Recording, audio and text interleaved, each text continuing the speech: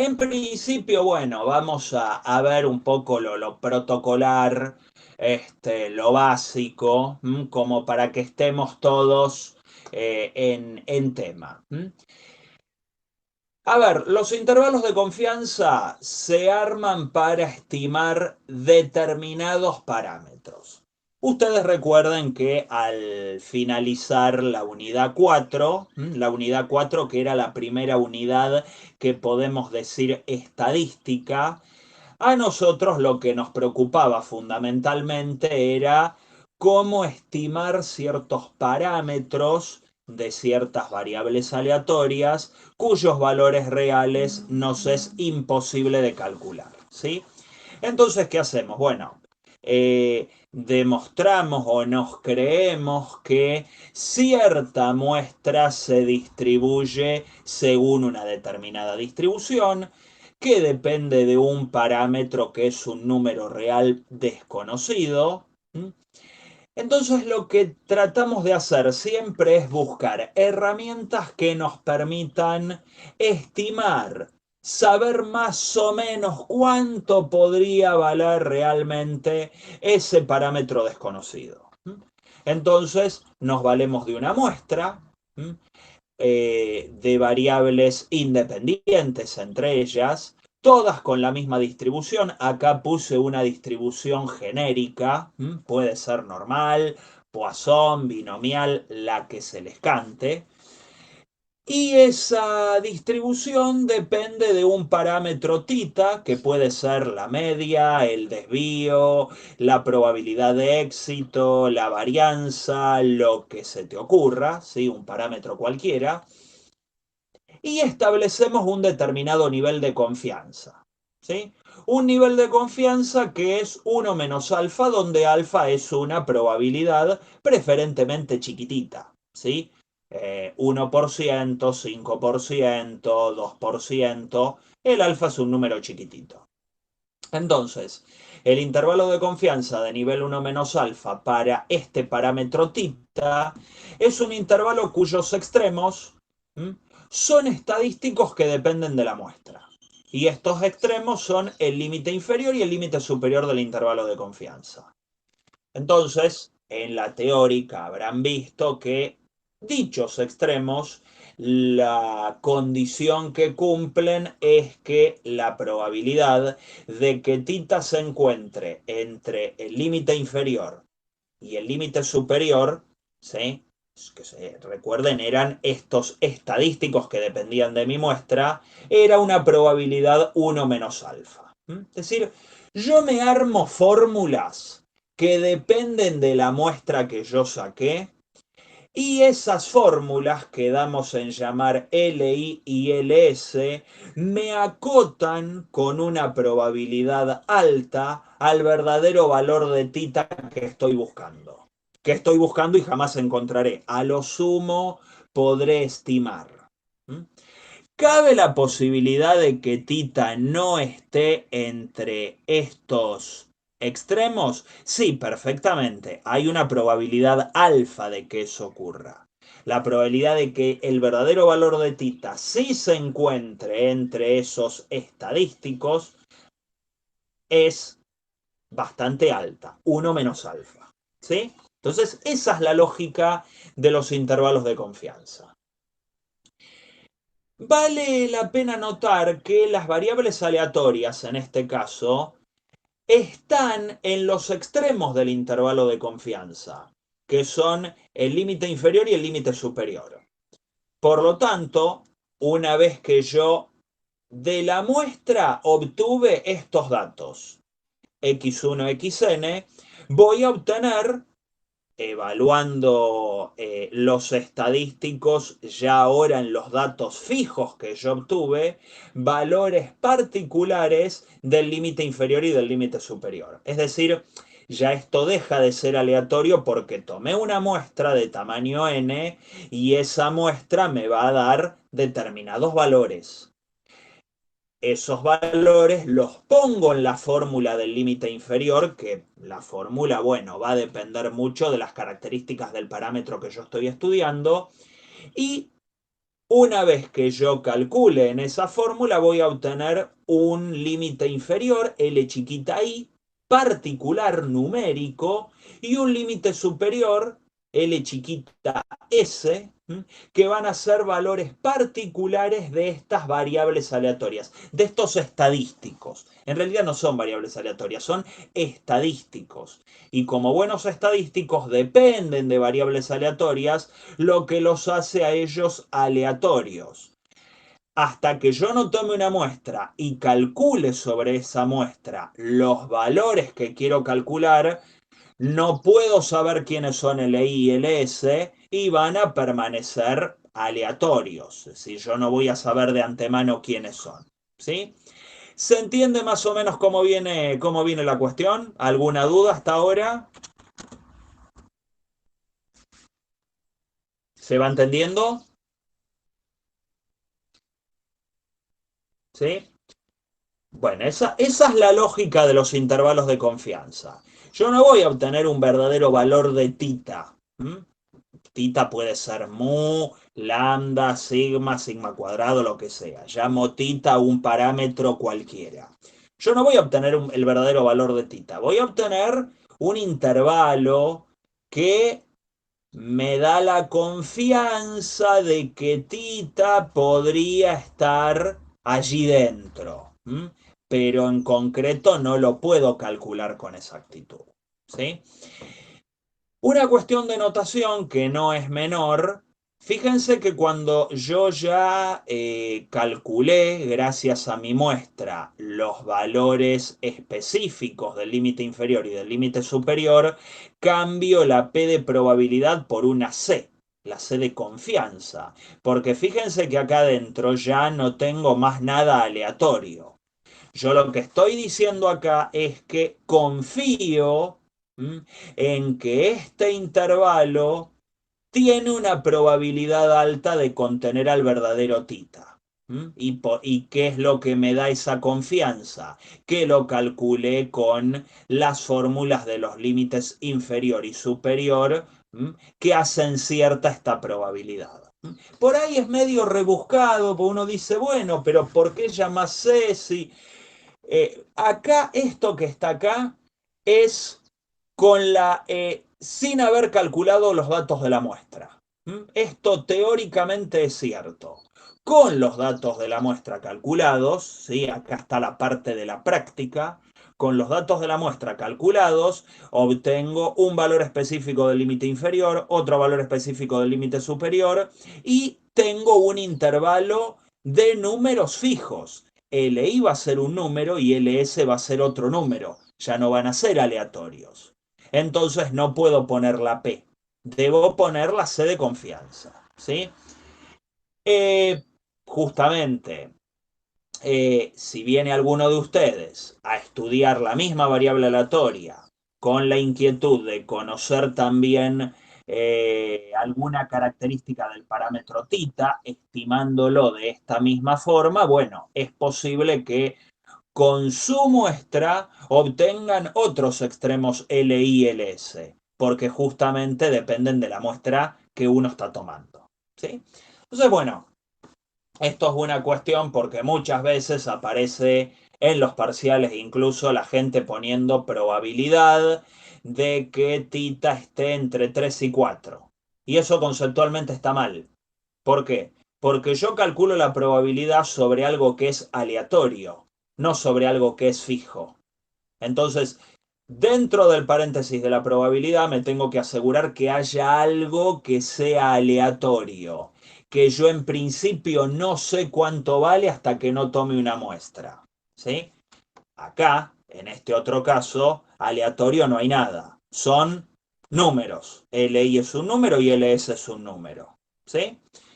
Simplemente para aclarar esas cuestiones, ¿sí? Para ponernos de acuerdo en ese aspecto. Bueno, vamos ahora sí a considerar los intervalos de confianza de los parámetros que particularmente nos van a interesar en la materia, que por lo general son muy sigma.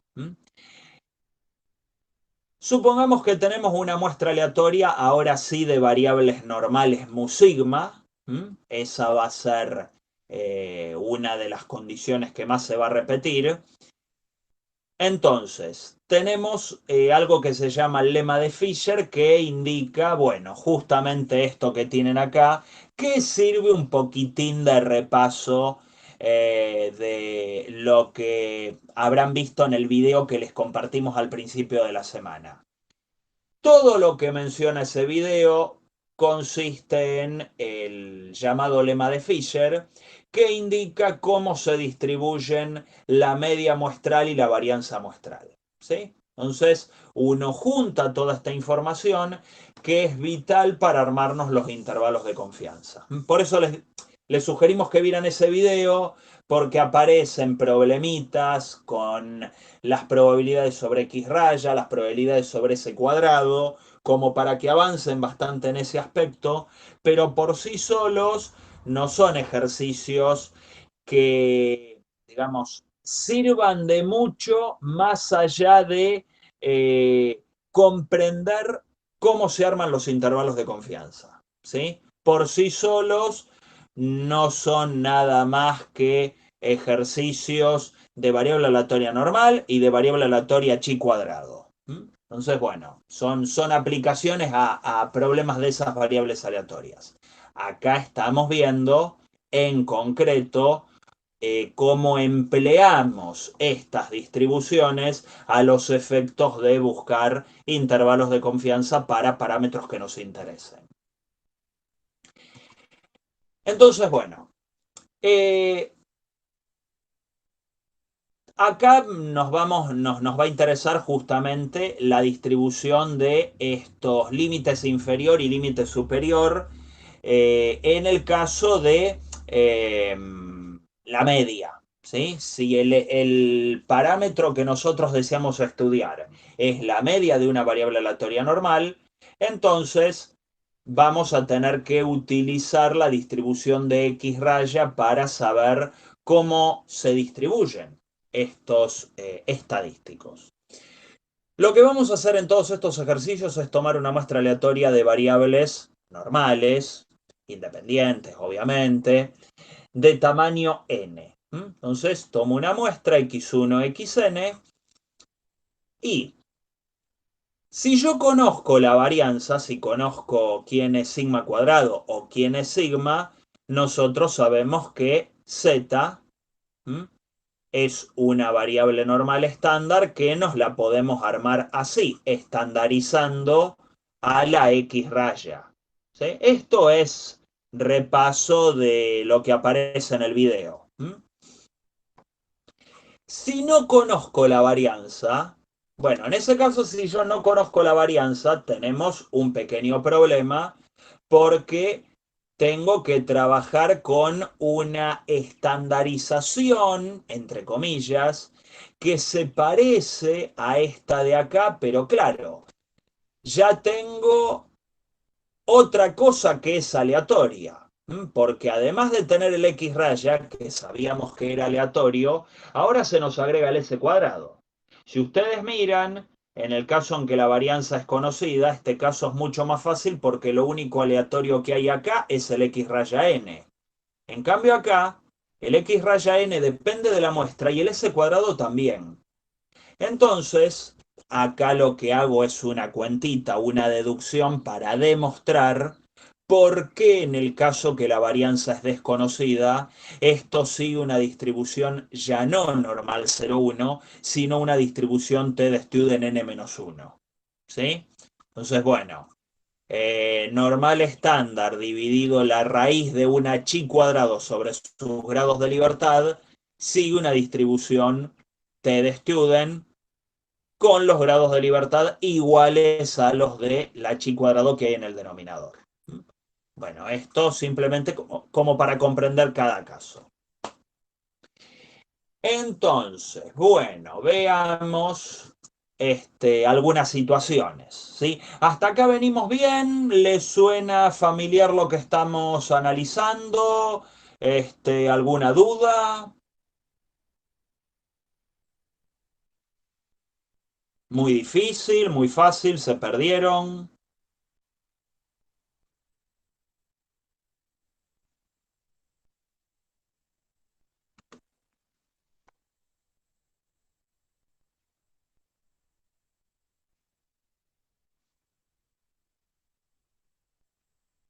Ok, ok. Bueno, Sandra, vos supongo que tenés teóricos los jueves. Si es así, claro, bueno, en todo caso te voy a adelantar un poquitito lo que van a ver hoy. ¿Sí? No digan nada que les adelanté porque siempre está la cuestión, el taller se adelanta la teórica, ¿sí? Bueno, eh, pongan emoticones de asombro como si fuera la primera vez que lo ven, ¿sí? Bueno, acá lo que tenemos es una campana de Gauss, ¿sí? La típica campana de Gauss. Estamos en el caso varianza conocida y cuando nos mencionan varianza conocida, tenemos que pensar en normal estándar. Varianza conocida, normal estándar. Acostúmbrense a hacer esa asociación.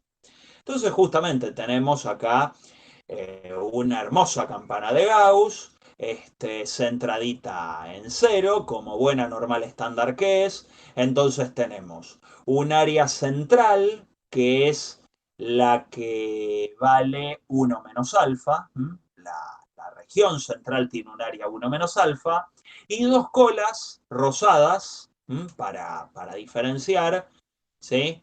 Que vale cada una por separado alfa sobre 2. Entonces tenemos el área de las colas, que sumada vale alfa, y el área central en amarillo, que vale 1 menos alfa. Lo que tenemos acá son estos numeritos que valen, que son los que uno denomina los valores críticos de una normal. ¿Sí? Es decir, ¿quién es z alfa sobre 2? Aquel número real que deja debajo de la curva normal estándar un área de alfa sobre 2. ¿Sí? Ni más ni menos que eso. Si acá dijera z sub alfa, es porque a su derecha deja una cola de área alfa. Y bueno, simétricamente, porque nosotros sabíamos que las normales estándar tenían ciertas propiedades de simetría con respecto al cero, ciertas propiedades muy lindas, que nos permitían resolver una gran variedad de ejercicios. Simétricamente se define el negativo, el opuesto a este valor crítico, que es menos z alfa sobre 2, que a modo espejo deja un área también de alfa sobre 2, pero la deja a su izquierda. ¿Sí? Entonces, bueno, ahí tenemos la lógica de cómo se arma, cómo se confecciona el intervalo de confianza. Y bueno, ¿qué es el valor crítico? De paso, así lo tienen, ¿sí? Entonces, tenemos una muestra aleatoria x1, xn de normales mu sigma con la que calculamos x raya. Entonces, se sabe que la probabilidad de que una normal estándar en módulo sea menor a alfa sobre 2, pregunto, eh, si yo quisiera representar en áreas el módulo de z menor a z alfa sobre 2, acá lo puedo ver en este dibujito, ¿aparece en algún lado? ¿Se puede ver en el dibujo qué sería módulo de z menor a z alfa sobre 2? ¿O el dibujo no tiene nada que ver? ¿Qué les parece?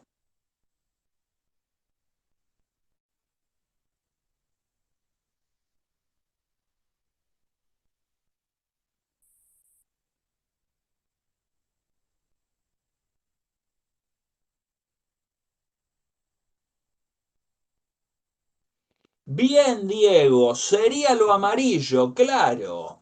Si, o sea, yo estoy observando los valores de la variable aleatoria z que caen dentro de la región pintada de amarillo.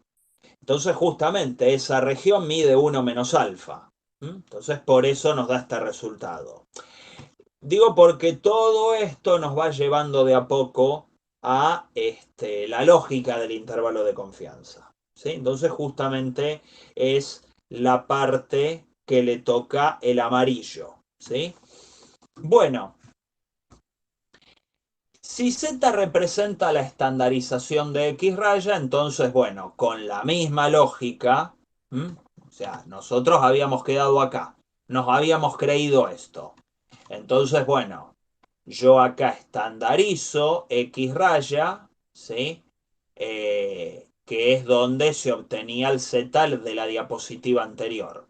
Y nosotros sabíamos que 1 menos alfa era la probabilidad de que una normal estándar 0,1, esta lo es, esté entre menos Z alfa sobre 2 y Z alfa sobre 2. Bueno, a mí me interesa despejar mu, que me quede el mu solito, entonces ¿qué hago? Paso multiplicando el denominador a ambos lados, acá lo tenés. Paso la X raya restando a ambos lados y luego cambio el signo porque fíjense que acá quedó menos mu. Entonces, acá finalmente obtengo el parámetro en el medio, obtengo el parámetro que es el que yo quiero estimar. Y si es así, acá tenemos el aspecto del límite inferior a la izquierda y este vendría a ser el límite superior. Estos dos son estadísticos. Miren que la parte aleatoria está concentrada toda en X raya. ¿Sí? Y mu es fijo y este segundo término también es fijo porque sigma es conocido, el tamaño de muestra es conocido y el valor crítico de una normal estándar también. ¿Sí? Bien, así se deduce el intervalo de confianza para la varianza conocida. Luego se suele trabajar con la longitud del intervalo para la media. La longitud del intervalo de confianza para la media con varianza conocida del nivel 1 menos alfa es justamente la diferencia entre el límite superior y el límite inferior, o sea, este número de acá. El cual no depende de la muestra, lo cual es un detalle muy interesante. Fíjense que acá no tengo nada que sea aleatorio. Y eso hace, bueno, que el intervalo de confianza para varianza conocida sea un tema tan interesante para ver, para encarar desde el vamos el concepto de intervalo de confianza, aunque peca de poco realista. En la vida profesional, cuando uno analiza una variable aleatoria, y suponemos que esa variable aleatoria tiene un comportamiento normal, obviamente vamos a desconocer la mu y si desconocemos la mu es lógico que también desconozcamos la varianza. ¿Sí? Entonces, bueno, esto de desconocer la media, pero conocer la varianza no es muy realista, pero analizar este caso fácil o ideal nos sirve para analizar casos más realistas, que son los que se van a ir viendo luego. Vamos a ver un primer ejemplito donde tenemos una muestra aleatoria de tamaño n de normales mu 4. 4 es el valor de sigma, varianza conocida, listo. Y nos piden, ¿cuál es el mínimo valor de n para que el intervalo de confianza del 98% para estimar mu tenga una longitud no mayor a 2,26? Bueno, lo que tengo que hacer acá es directamente plantearme la fórmula. ¿Sí? Busco el n tal que la longitud sea menor o igual a 2,26. El n no lo conozco. Entonces, ¿cómo me quedaría la fórmula de la longitud con un tamaño de muestra desconocido? Nos quedaría algo así. Fíjense que acá, ¿cómo busco el valor del estadístico? Necesito el 98%. ¿Sí? Vamos a ver.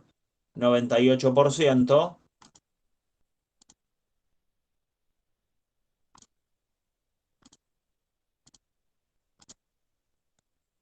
Vamos a ver en la tabla de la normal, que la tenemos acá, ¿cómo hago para encontrar ese 98%? Acá, a partir de esta práctica, medio como que a los numeritos estos, que están en la tabla grande de la normal, bueno, los medios los pasamos por arriba, ¿sí? Le vamos a empezar a dar más bolilla a estos que están acá abajo, ¿sí? A los de la tablita hasta de acá. Fíjense que, bueno, para analizar el 98%, lo que necesito es saber quién es el valor crítico de una normal que me deje colas de un 1% cada una. ¿Eso aparece en esa tablita de ahí abajo? Yo necesitaría un valor crítico, acuérdense, bueno, el valor crítico acá lo llaman X, un valor crítico que deje a su derecha un área del 1% ¿m? Y menos X, su simétrico, que deje a su izquierda una cola que también tenga área 1%. ¿Eso aparece acá? ¿Tengo cómo encontrarlo? ¿Tengo cómo darme cuenta?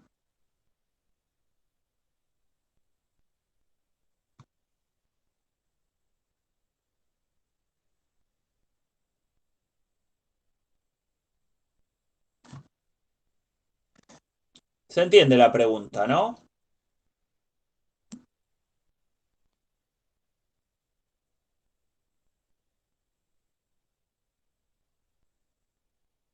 Yo lo que estoy buscando acá es un valor crítico, un valor de X, que es lo que marqué allí, que me asegure un área a su derecha del 1%, de 0,01. Y un menos X, que va a ser su simétrico, por lo tanto, que deje a su izquierda también un área, una cola cuya área sea 0,01. ¿Eso acá aparece? ¿Tengo cómo encontrarlo? Ajá. A ver, a ver. Por acá tiraron 2,326. 2,326. Mírenlo en grande. ¿Les parece que ese es? ¿Les parece que ese funciona?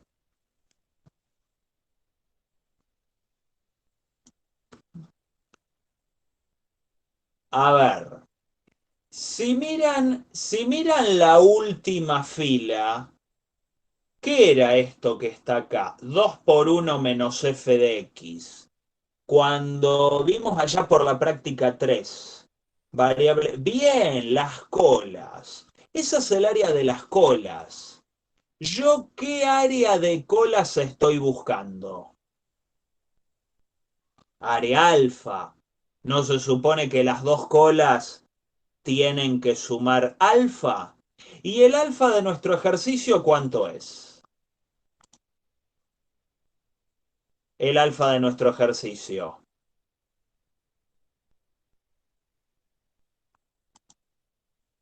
¿Cuánto es el alfa? Quiero un intervalo del 98%, así que alfa vale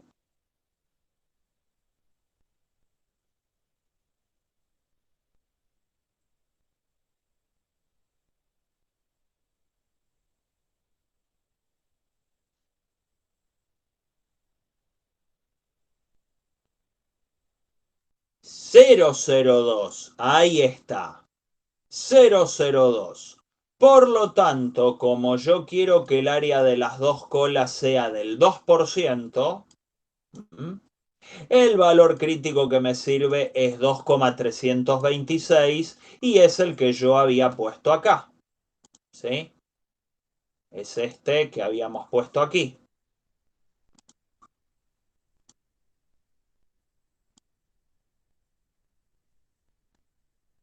Ahí está. ¿Sí? Entonces, bueno. ahí en este caso, o sea, ese es el criterio que uso para buscar en las tablas. ¿Sí? ¿Se entendió?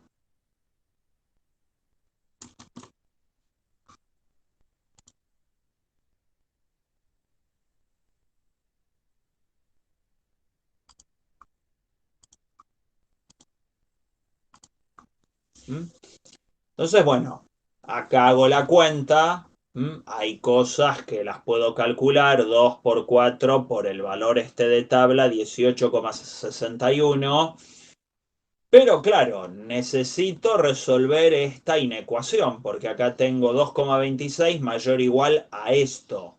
Entonces resuelvo la inecuación, paso la raíz de n para la izquierda, el 2,26 para la derecha dividiendo, y nos termina quedando que la raíz de n debe ser mayor o igual a 8,234 más o menos. Cuando elevo al cuadrado, me queda que n tiene que ser mayor o igual a 67,81, lo que indica que el tamaño de muestra mínimo que debo tomar tiene que ser de 68. ¿Sí? Entonces, bueno, este es el típico ejercicio de averiguarme el tamaño de muestra para que el intervalo de confianza sea de tanto, ¿sí? Entonces, bueno, tendría que tomar como mínimo 68 individuos, ¿sí? Bueno, acá tenemos este otro ejemplo. Este me lo pasó Leo. Se trata de un estudio para ver si los pacientes con glaucoma tienen presión arterial mayor a la media. Entonces, tenemos 100 personas con glaucomas y justamente con este cuadro. Se les mide la presión arterial y se obtiene una media de 140. Y se supone que de estudios previos que el desvío es de 25. No me dicen que esto provino de una muestra. Me dicen, se sabe por la experiencia que el desvío es 25. Listo, ya. Desvío conocido, varianza conocida. Hallar el intervalo de confianza del 95% para la media, suponiendo la normalidad de la variable. X, la defino la variable, es presión arterial de pacientes con glaucoma. Esto lo tengo que hacer siempre, ¿sí? La definición de la variable con la que voy a trabajar. Y bueno, nosotros lo que tenemos es la media muestral, que es 140, el sigma poblacional, que según el enunciado era 25, el tamaño de muestra que es 100, y como nos piden un intervalo de confianza del 95%, alfa es el 5%. ¿Sí? ¿Qué área tienen que tener las colas en este caso?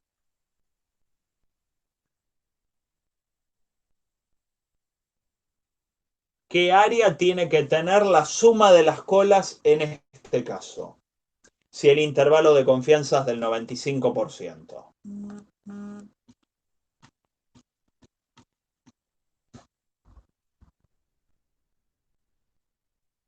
¿Dónde estaría representado? Muy bien. A ver, ahí hay alguna cuestión. En el gráfico ese, ¿dónde está representado el 95%?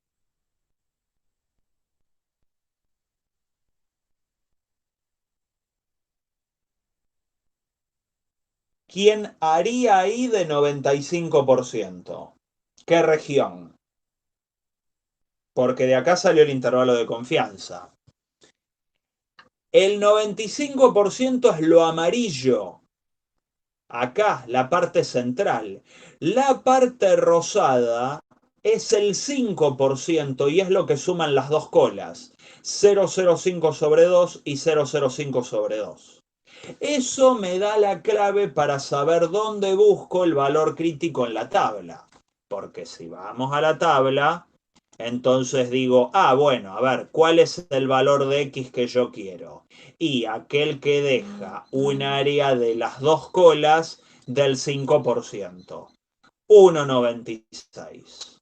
Y entonces, en este caso, tenemos que el valor crítico que necesitamos es 1,96. ¿Se entendió cómo es la lógica para buscar en la tabla? ¿Se entendió eso?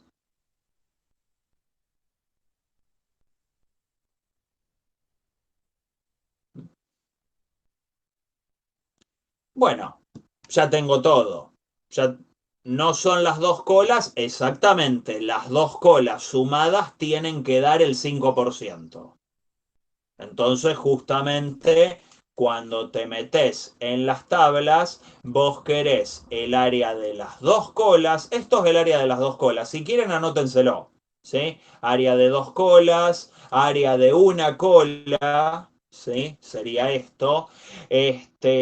Área a izquierda o acumulada. ¿Sí? Esta es la distribución acumulada a secas, la que definimos en la práctica 2 y este es el valor crítico donde se alcanza cada uno, ¿sí? Donde se alcanza cada área correspondiente. Entonces yo quiero que las dos colas sumen el 5%. Bueno, eso se obtiene con un X de 1,96, que es lo que tenemos acá. 1,96. Como ya tengo todo, calculo, meto en la fórmula y obtengo que el intervalo de confianza del 95% para la variable mu, perdón, el parámetro mu, es 135,1, 144,9. Y acá tenemos todo calculado según la fórmula del intervalo de confianza que habíamos obtenido antes. ¿Sí? Bien. Les propongo, si quieren pensar algunos ejercicios, les puedo dar hasta I20 para que garabateen algo. Obtener los intervalos de confianza para la media del 90% y del 99%. Y les pregunto qué observa. ¿Qué observa en comparación con el intervalo de confianza que acabamos de calcular? Luego les pido obtener el intervalo de confianza para la media nuevamente del 95%, pero tomando una muestra de 10.000 individuos. Una muestra enorme. Compare con el que obtuvimos antes del mismo nivel, es decir, con este, ¿sí? Donde teníamos una muestra mucho más modesta de apenas 100 individuos. Y por último, ¿qué observa que le ocurre a la longitud del intervalo al variar el nivel de confianza y el tamaño de muestra?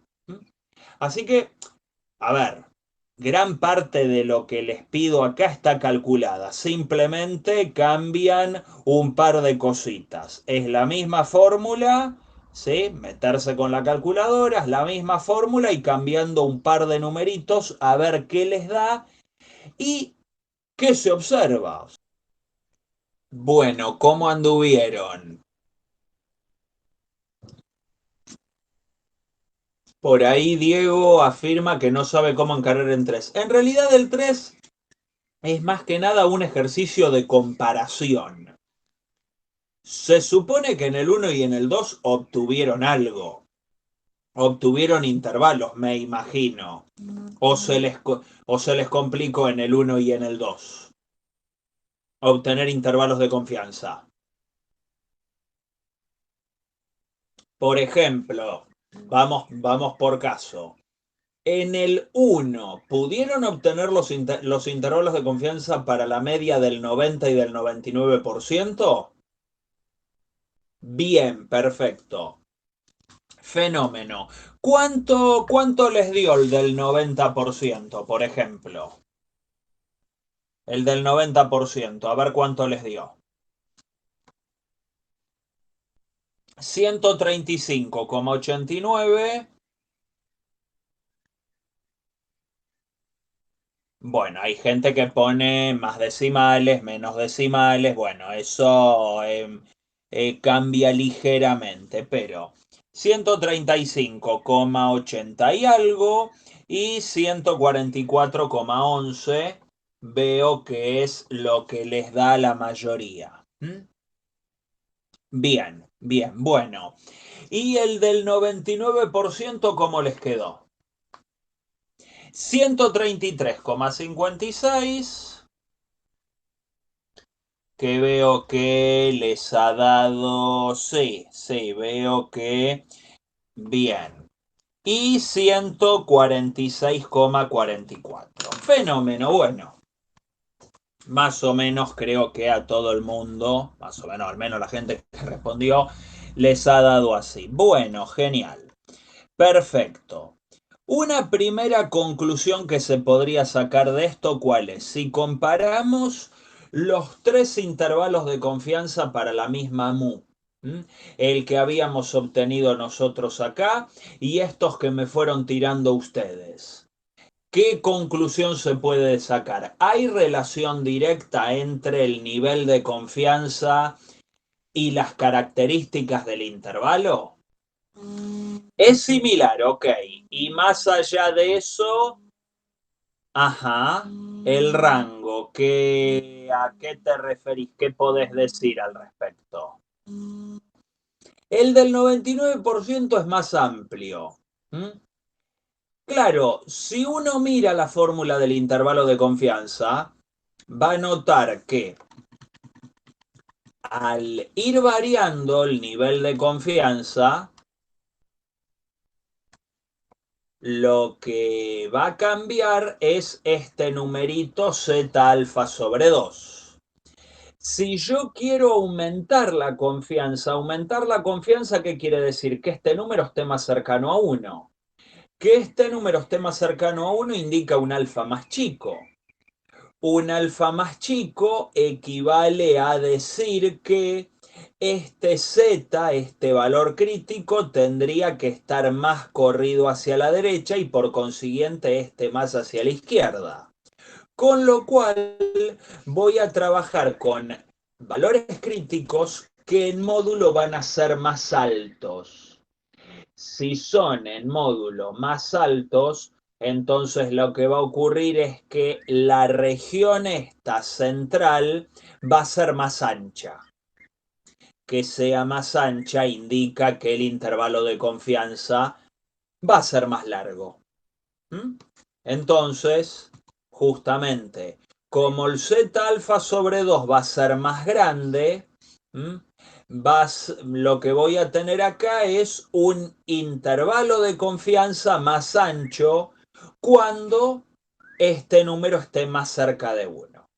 Entonces lo que uno observa es, al aumentar la confianza del intervalo, aumenta la longitud de este. Es decir, yo quiero confiar más en que el verdadero valor de mu va a estar dentro del intervalo que yo estoy calculando, pero eso implica que va a haber mayor incertidumbre.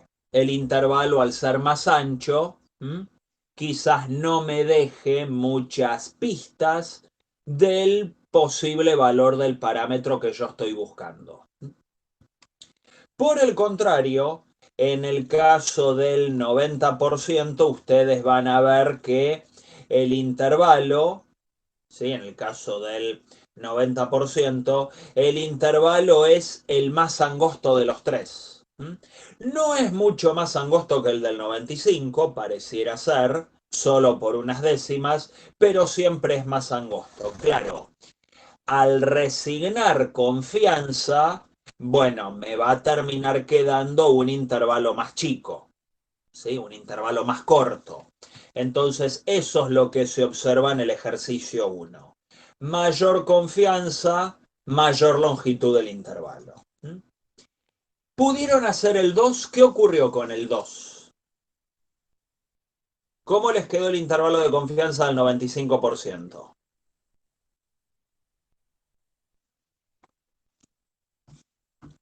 139,51, 140,49. Ah, bueno, perfecto. Bueno, y a ver.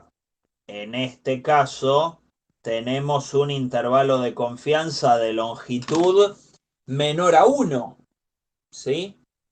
Fíjense que trabajé con el mismo nivel de confianza que este del ejemplo que yo les hice, pero con un tamaño de muestra más grande. Eso quiere decir que si el tamaño de muestra es enorme, el intervalo va a ser cada vez más angostito. ¿Mm? Es decir, no voy a tener tanta imprecisión.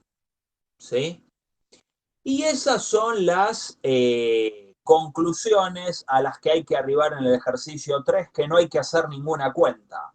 Simplemente avivarse de que la longitud del intervalo se va a ver afectada si yo aumento el nivel de confianza, la longitud va a aumentar.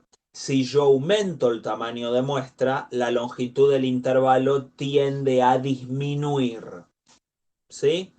¿Quedó claro esto? ¿Quedaron claras las comparaciones como las establecimos? Fíjense aparte que la longitud del intervalo de confianza, que ustedes la tienen en esta fórmula, bueno, si yo hago variar el n está dividiendo. Si el n yo lo agrando y todo lo demás permanece fijo, bueno, ya directamente uno observa que la longitud tiene que disminuir. Eso ya se ve en la formulita, ¿sí? Entonces, bueno, ahí está las conclusiones a las que había que llegar en el ítem 3. Tenemos ahora el caso de la varianza desconocida, que como yo les he dicho, es un caso más realista, porque en la práctica nunca se conoce la varianza de antemano, es lógico. En este caso, acuérdense que en lugar de aparecer una normal estándar, aparece una T de student con n-1 grados de libertad. Y en lugar de aparecer un sigma, aparece una S, que también depende de la muestra. El siguiente ejemplo. Tenemos que estudiar la concentración de ampicilina en orina. Para ello se consideran 25 voluntarios sanos y en esa muestra se calculó una media de 70 y un desvío de 2. Queremos calcular un intervalo de confianza del 95% para la media. ¿Sí? Fíjense que acá nos aparece la T de student de n-1 grados de libertad alfa sobre 2. Esa es la que tienen acá. Ya vamos a dejar de utilizar para este caso la normal y vamos a emplear la T de student, pero de 2 colas. Esta es la de alfa sobre 2. Tengo que mirar esta porque es la de 2 colas. Puede ser que excepcionalmente haya algún caso donde no me aparezca en la tabla de 2 colas una probabilidad específica, entonces tengo que buscar en la de una cola. ¿Qué sé yo? Bueno, para poner un caso muy sonso. Supónganse que yo quiero, no sé, trabajar con un intervalo de 0,02. ¿Sí? Bueno, 0,02 justo lo tengo. Vamos a uno de, por ejemplo, un intervalo de confianza del 99,98%. ¿Sí? O 99,8%, mejor dicho, para no tomar un valor tan chico. 99,8 indica dejar un 0,2 afuera, o si lo prefieren, una probabilidad alfa de 0,002. Si se fijan acá, 0,002 yo no lo tengo.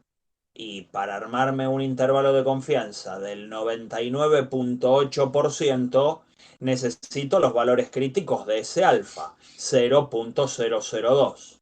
Bueno, como no lo tengo en la de 2 colas, excepcionalmente lo buscaría en la de 1. Pero ¿cómo hago en la de 1? Bueno, dos colas de 0,002, cada una por separado tienen área 0,001. Entonces, en la tabla de dos colas, estos que están acá serían, los de esta columna, serían los valores correspondientes a un alfa de 0,002 o del 0,2%. ¿Sí? Eso por si apareciera algún valor de la confianza demasiado raro y no lo tengo en la tabla de dos colas. Si no, busco siempre en la de dos colas y punto. Bueno, fenómeno. Acá tenemos la tabla de dos colas. Si no, acuérdense que siempre pueden utilizar la aplicación. O sea, yo les digo por si, bueno, tienen que utilizar la tabla o pensando en algún ejercicio del final cuando se vaya a tomar o del promocional cuando se vaya a tomar y medio como que los fuerzan a usar las tablas. Entonces, bueno, les indico cómo hacer. Si no, usan las aplicaciones.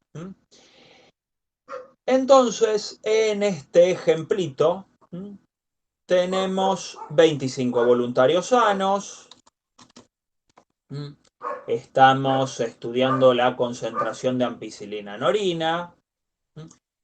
De una muestra de esos 25 obtuvimos una media de 70 y un desvío de 2. Entonces, el intervalo de confianza va a requerir de estas cosas que ya tenemos acá. ¿Sí? Ahí he puesto los datos que ya tengo. Si el alfa es del 5%, volvamos a la tabla, el alfa es del 25%, el alfa es del 5% y n-1 es 24, ¿no? Entonces yo me tendría que parar en la tabla de dos colas en n igual a 24, es decir, acá, acá mejor dicho, ahí está el 24, o si lo prefieren acá, y tendría que buscar el valor de alfa del 5%, es decir, que las dos colas sumen el 5%, valor que tenemos por aquí. 5%. Entonces, ¿dónde se cruzan 5% con 24? ¿Y qué número aparece?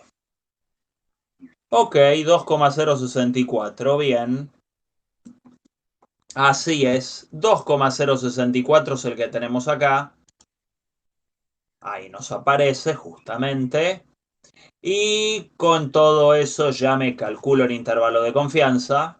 Fíjense que son cuentas muy repetitivas, solo hay que respetar el formato, tener en cuenta la distribución en el caso sigma conocido, diferenciado del caso sigma desconocido. Y nos queda un intervalo de 69,17 y 70,82. Ese es el intervalo de confianza en este caso. Y ahí les escribí cómo quedaría, cómo se expresaría esto en términos de confianza. También puedo poner la confianza de 69,1744, 70,82,56 es del 95%, ¿sí? Acá no va probabilidad, va la C de confianza. Bueno, y este se los dejo para que lo piensen. ¿Qué necesitamos para que la longitud del intervalo sea de 0,5? 0,5. Si se supone que se fija S igual a 2, es decir, supongamos que el tamaño de muestra puede variar, pero la varianza muestral, la varianza siempre queda constante en 2. Algo que, bueno, no suele ocurrir en la vida real, pero supongamos que acá pasa. Si yo fijo la varianza muestral en 2 y dejo libre el tamaño de muestra, ¿cuán grande tendría que ser para que la longitud de este intervalo sea 0,5? ¿Sí? Sea de un medio. Fíjense que acá la longitud de este intervalo es más o menos 1.7 y algo, casi, ¿sí? 70,82 menos 69,17 es fácil el triple de esta longitud. Entonces, para responder a esto, ¿qué creen? ¿Yo necesitaría un n más grande o un n más chico que 25? N más grande, exactamente. Un n más grande, ¿sí? Porque ya nos vamos dando cuenta que el intervalo de confianza se achica si agrandó el tamaño de muestra. Entonces, bueno, esa es la idea en este caso. Y habría que jugar con el valor de n. Ese, bueno, se los dejo ahí para que lo piensen con los datos del mismo ejercicio.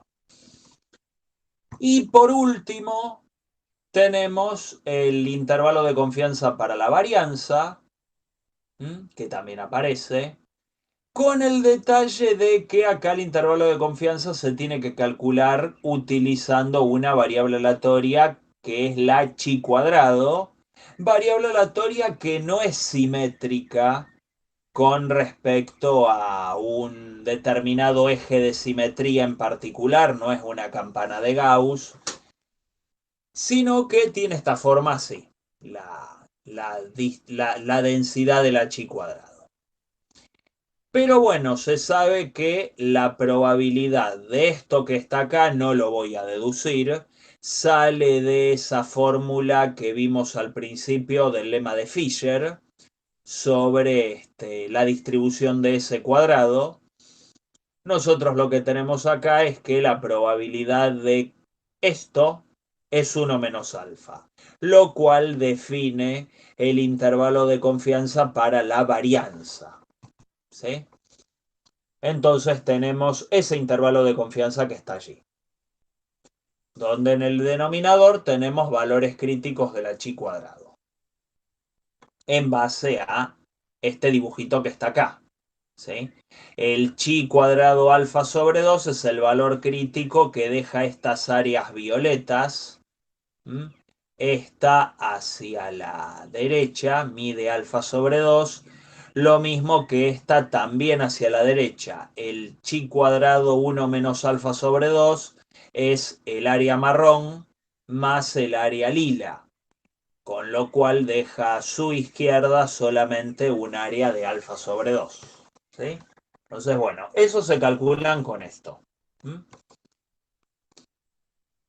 Entonces, por ejemplo, en este ejercicio nos piden estimar sigma, atención porque no es sigma cuadrado, es sigma con un intervalo del 90% para una muestra de tamaño 25, si se obtuvo una media de 42 y un desvío de 5.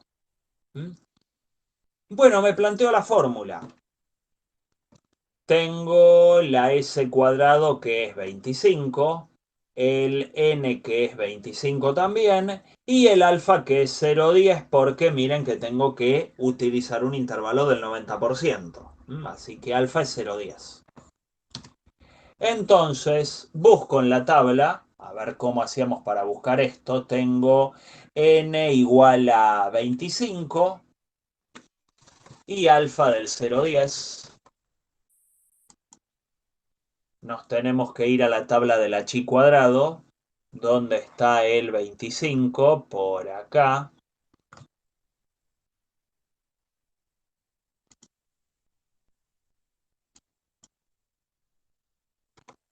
Y yo les dije alfa del 0,10, pero en realidad necesito alfa sobre 2 y 1 menos alfa sobre 2 para obtener los valores que están dividiendo acá. Entonces, tengo n igual a 25, n menos 1 es 24. Acá tenemos el 24. Alfa sobre 2 es 0,10 sobre 2. 0,10 sobre 2 es 0,05. Estos dos se cruzan en 36,415, que es el número que nos aparece acá. ¿sí? 36,415.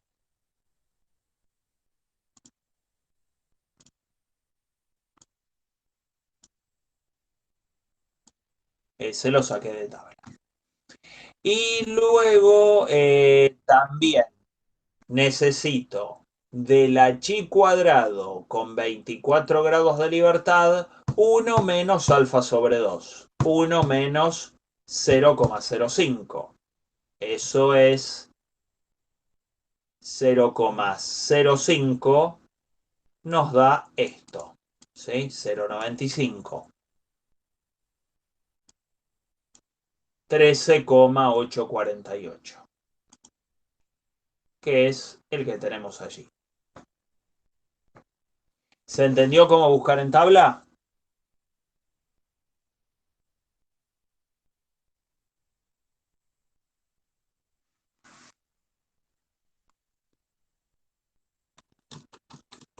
Bueno, entonces, ya con todo eso calculado,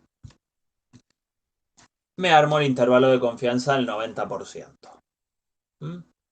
Nos da algo así como 16,47, 43,32. Ahora, lo que acabamos de obtener es un intervalo de confianza para sigma y me pedía estimar, o sea, para sigma cuadrado, perdón, y me pedía estimar sigma.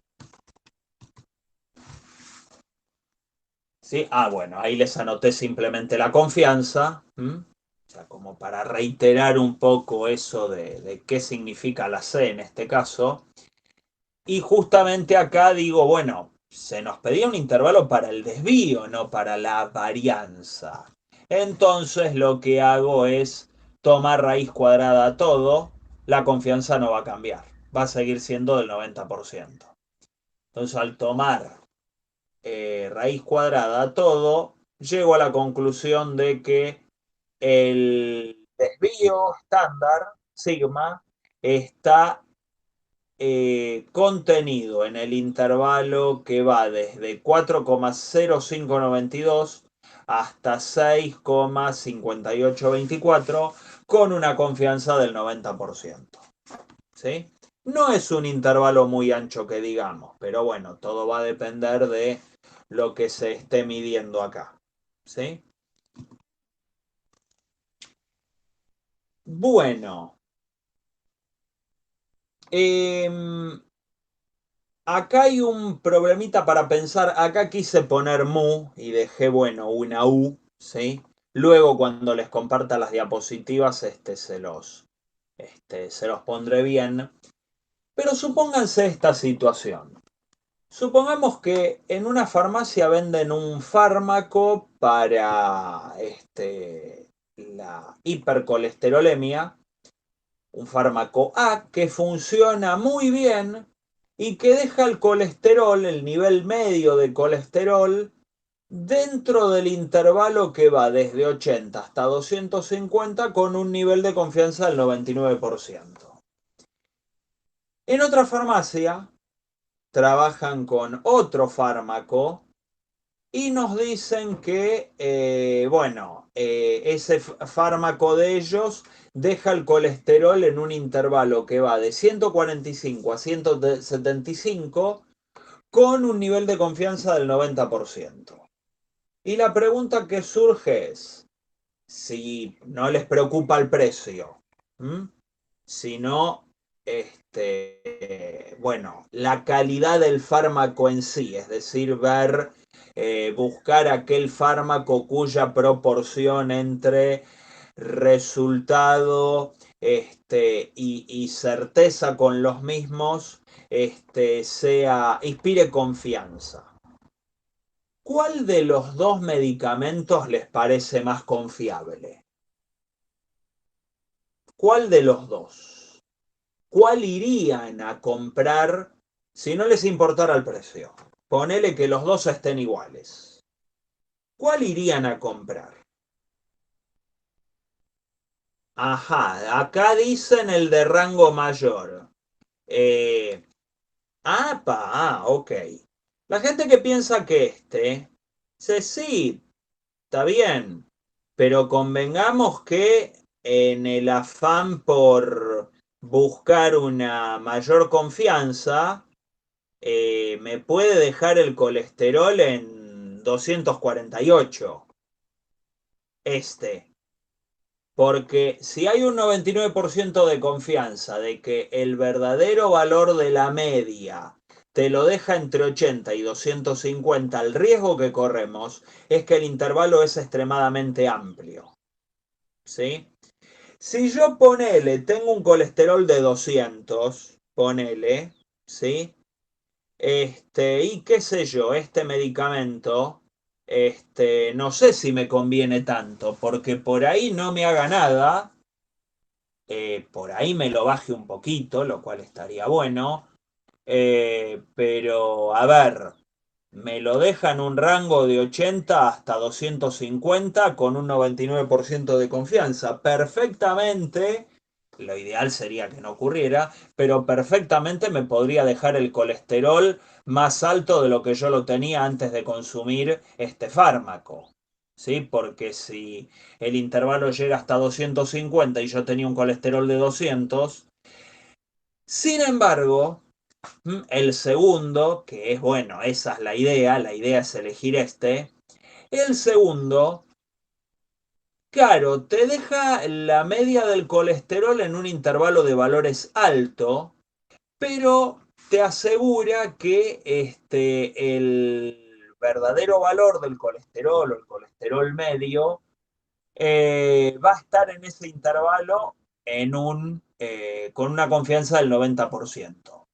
Y si yo tengo el colesterol en 200 y hay un 90% de probabilidades de que mi colesterol caiga en ese intervalo, y por ahí para una persona sana, completamente sana, casi sin colesterol en la sangre, un nivel de 175 puede ser mucho, pero para una persona que parece de picos de colesterol, caer entre 145 y 175 con una confianza del 90% puede ser un gran avance.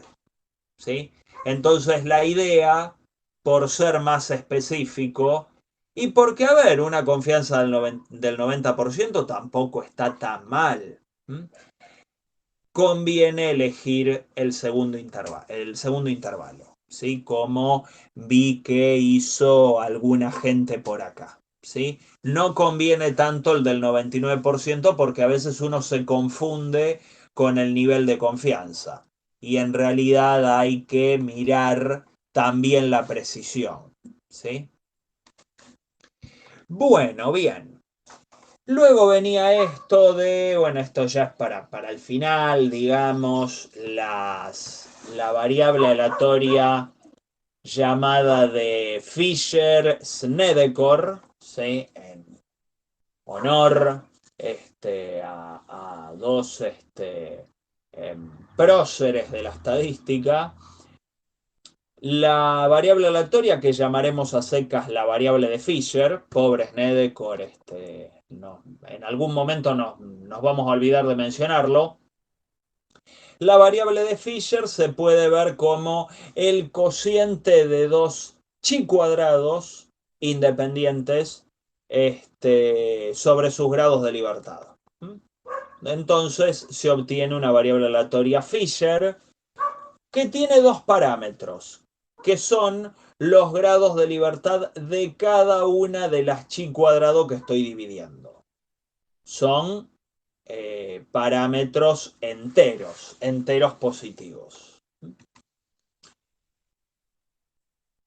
Si, bueno, si n es un entero distinto de m, entonces, bueno, no existe esta simetría. Una Fisher NM no va a ser igual a una Fisher MN. ¿Sí? Pero si yo tengo una Fisher que tenga nm grados de libertad, entonces 1 sobre f sí es una Fisher con los mismos m y n pero cambiados de orden. Es decir, No vale la igualdad directa, pero si vos haces 1 sobre f, 1 sobre esta, eso sigue siendo una Fisher, pero con los parámetros cambiados. Como es de esperar, al ser un cociente de variables chi cuadrado, la Fisher toma valores positivos únicamente. Y otra propiedad interesante, que en algún momento la usaremos hacia el final de la materia, es que la que dice que si vos tenés una distribución T de Student con n grados de libertad, entonces T cuadrado, elevar al cuadrado esa T de Student, te la transforma en una Fisher 1n. ¿Sí?